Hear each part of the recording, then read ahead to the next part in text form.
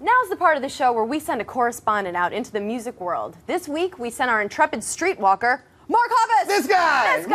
This guy went record shopping with the one and only Pete Wentz. You guys are already friends, right? Pete and I are the bestest of friends ever. Wow. We are very good friends. We're both fathers, we're both bass players, we both have terrible haircuts, we bond. Well, let's see what happened when you guys were flipping through old albums.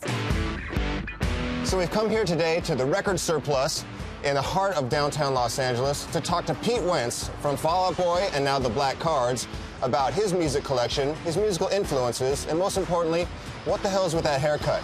Let's go inside.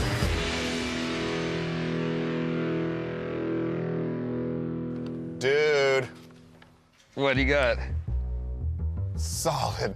We are inside now where you should be a lot more often, an actual record store, and I'm joined by my good friend and best man at my wedding, Pete Wentz. Hi, Pete. Hi. What were your influences growing up, musically? Honestly, the first thing that got me into music in general was Katarina Witt ice skating in the Olympics to Michael Jackson. All right. And so Thriller was like a huge influence for me.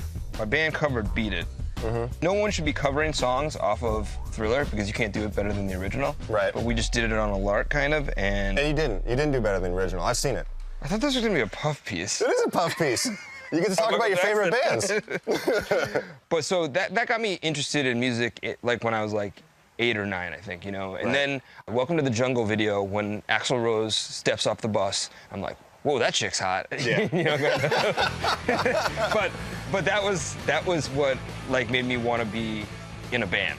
I remember that I would have to listen to It's So Easy, and I would have to turn it down when he says it's so damn easy or whatever, or so goddamn easy. I have to turn that down when I was in the car with my mom. This was like the first stage of rebellion where it was like I felt like I had ownership over my own musical taste. What's the actual first CD or album that you bought? Honestly, I was into like Vanilla Ice and MC Hammer and stuff like that. I remember buying Vanilla Ice's song for Ninja Turtles 2, whatever that was, you know, or whatever, and thinking that was cool at the time. So what about punk music? I know that you grew up listening to a lot of punk bands. Yeah, definitely. I got into Alkaline Trio and Screeching Weasel. I had this on cassette tape, actually, and listened to it on my way to prom. I think my mom made me go to prom with somebody one year.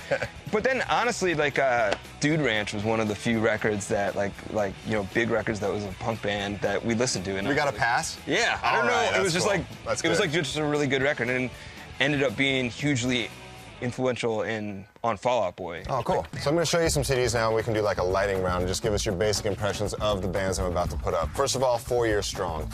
They're on my label. That cover is not ironic at all. Wait, this dude's actually half horse?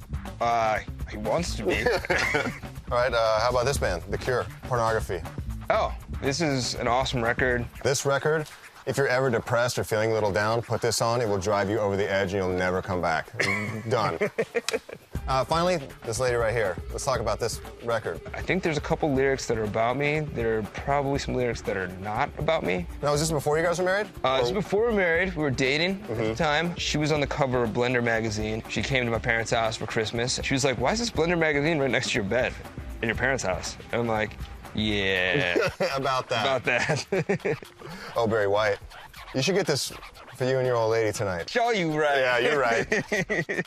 What are the new artists that you're excited about? It's not new. Back Again is Eminem. His new record is just absolutely insane. And I think that people should check that out because it's just miles beyond what a lot of people are doing right now. Awesome. I actually had this, by the way. I actually own that. I probably could go to my house right now and find this exact one. That's awesome. And you know who lives like a crazy rock star? Jan Hammer. Look at that dude. This is awesome. And here we are again with, you guessed it, Mark Hoppus. Hey, nice awesome. piece. Nice piece, Mark. So how long have you known Pete? Pete and I have known each other for a few years. We actually met at a record store in Los Angeles. And then actually I then met him again right outside here at Fuse. I was coming out of an interview and they were going in for an interview and we talked on the street and it was really awkward. And then Pete and I kept in touch ever since. Nice. Was he really the best man of your wedding? No, I don't know why I said that. He wasn't even invited to my wedding. I didn't even know him. He probably looked so confused when he said that. He was like, what? Yeah, he probably wasn't even born yet. He might not even have been in a band. But let me tell you this, if I were to get married again today, he could totally park the cars. That's sweet. Yeah, totally.